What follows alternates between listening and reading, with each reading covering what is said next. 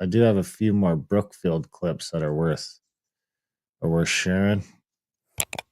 While Carney was pretending to work on making the world a more sustainable place as vice chair of environmental social governance at Brookfield, the reality was very different. Under Carney's environmental leadership, Brookfield trampled on First Nations rights and fought them in court. Nothing could be more clear than what Mississauga First Nation has had to deal with: privatization, backdoor deregulation, fighting for their rights. When Ontario privatized and deregulated the dams in their territory, Mark Carney's company Brookfield took them over. It's been a battle ever since for the First Nation to have.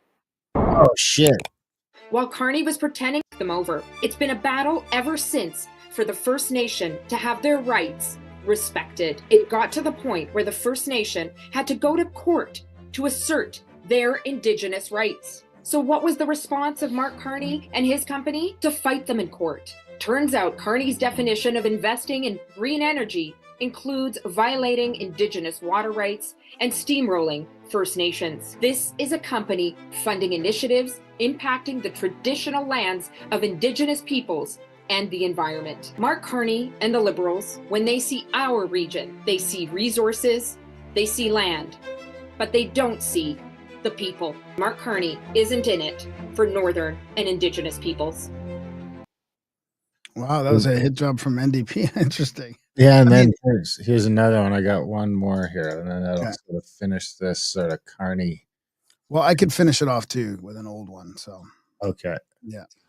Mark Carney, now Prime Minister and former chair of Brookfield Asset Management, is facing renewed scrutiny after reports revealed the firm's involvement in alleged Indigenous rights violations in Canada, Brazil, Colombia, and the U.S. accusations range from environmental destruction to treaty breaches and forced evictions. In Canada, the Mississauga First Nation filed a $100 million lawsuit over hydro dams. Despite the severity of these allegations, Carney has largely avoided media and political backlash. Meanwhile, public figures like Aaron Gunn face intense condemnation simply for disputing residential school narratives, raising questions about selective outrage, political consistency, and the suppression of uncomfortable truths.